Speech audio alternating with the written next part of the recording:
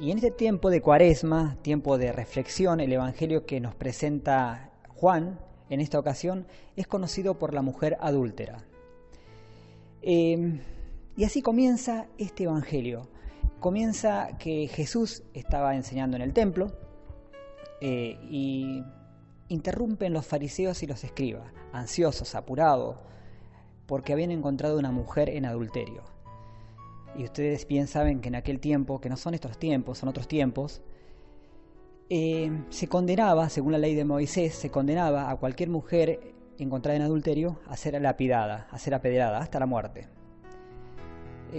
Como dije al principio, tiempo de Cuaresma, tiempos de reflexión,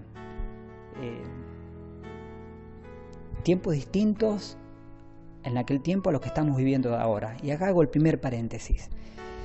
En aquel tiempo se condenaba el adulterio de una forma extrema.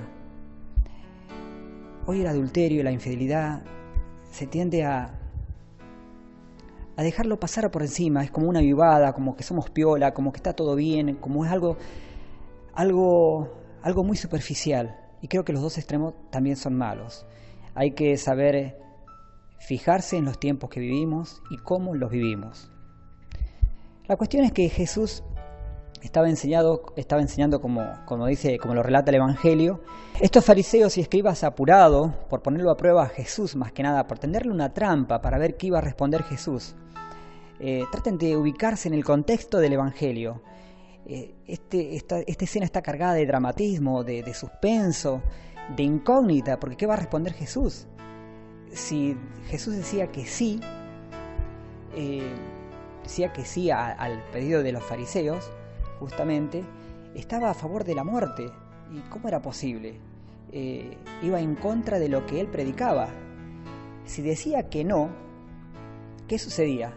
Iba a estar en contra de la ley de Moisés. Entonces, todo esto generaba expectativa, suspenso, y peligraba la vida de la mujer. Depende de lo que respondía Jesús, era la suerte de la mujer. Y por supuesto también peligraba la vida de Jesús, sin lugar a dudas. Entonces, ¿qué situación la de Jesús? ¿Cómo podía arreglar esta situación y quedar bien con los dos, o no quedar bien con ninguno? Y acá está la cuestión. Jesús no trata de quedar bien con nadie, no se trata de justificar, simplemente está lleno de gracia, está lleno de verdad. Y cuando los fariseos lo tratan de apurar para que responda a ese interrogante, ¿qué hacemos? ¿La apedreamos o no la apedreamos? ¿La condenamos o no la condenamos? ¿La liberamos? ¿La liberás? Vos la liberás, Jesús. ¿Qué hacemos? Ellos estaban esperando, estaban expectantes porque tenían las piedras en la mano. Habían hasta seleccionado las piedras con las que le iban a apedrear. Y antes de responder a lo que dijo Jesús, creo que tenemos que posicionarnos. ¿Quiénes eran estos fariseos y estos escribas? Y creo que es necesario que nosotros nos ubiquemos en el lugar de ellos. Porque en realidad, muchas veces nosotros somos esos fariseos y esos escribas. Cuando juzgamos, cuando condenamos, no somos muy distintos a ellos. Por eso es necesario darse cuenta qué lugar ocupamos. Mientras ellos insistían a ver qué respondía Jesús, Jesús con su gracia, con su luz y su verdad, desenmascara la hipocresía de estos fariseos. Queda al desnudo las intenciones que ellos tenían. Era justamente tenderle una trampa. Y Jesús se da cuenta inmediatamente, sabe lo que hay en cada corazón, sabe lo que hay en cada mente de nosotros. Y inclinándose con suma paciencia, inclinándose hacia el piso, hacia el suelo, empieza a escribir. Los evangelistas no relatan qué escribió. Creo que no hay ningún texto ni libro que relate, que diga lo que Jesús estaba escribiendo en el piso. Pero estoy seguro que tiene que ver con la vida de esta mujer, con el destino de esta mujer y también con el destino de estos hombres que estaban dispuestos a apedrearla, a matarla, a condenarla a esta mujer. Se inclina, escribe, lo apuran los fariseos y le dice, mirándolos a cada uno de ellos, le responde de esta manera: ustedes, aquellos que no tengan pecados, que arrojen la primera piedra. No esperaban una respuesta de esa manera, no esperaban que Jesús dijera esto, simplemente esperaban que sí o el que no. Y Jesús sale con esto. Qué sabiduría, qué brillante la definición de Jesús. Pero me parece más brillante lo que él escribió en el suelo, en el piso, porque tenía que ver con el destino de esta mujer y con el destino de cada uno de nosotros.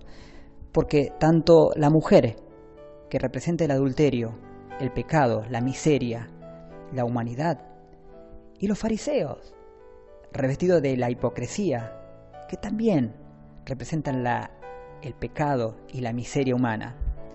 En cualquiera de los dos casos, nosotros pecadores nos deberíamos sentir identificados. Pero por supuesto Jesús rescata al pecado y no al pecador, condena al pecado pero no al pecador. ¿Y qué le dice? Las palabras de Jesús, esta respuesta de Jesús a los fariseos, está cargada de gracia, de verdad, de justicia. Y justamente ellos, cuando se dan cuenta, toman conciencia, porque la fuerza, la verdad de Jesús no solamente desenmascara la hipocresía de los fariseos, sino que también abre su conciencia y se dan cuenta que ellos también son pecadores. No son muy distintos a la mujer adúltera. Y acá viene lo interesante del relato, que nosotros también tenemos que darnos cuenta qué tan pecadores somos.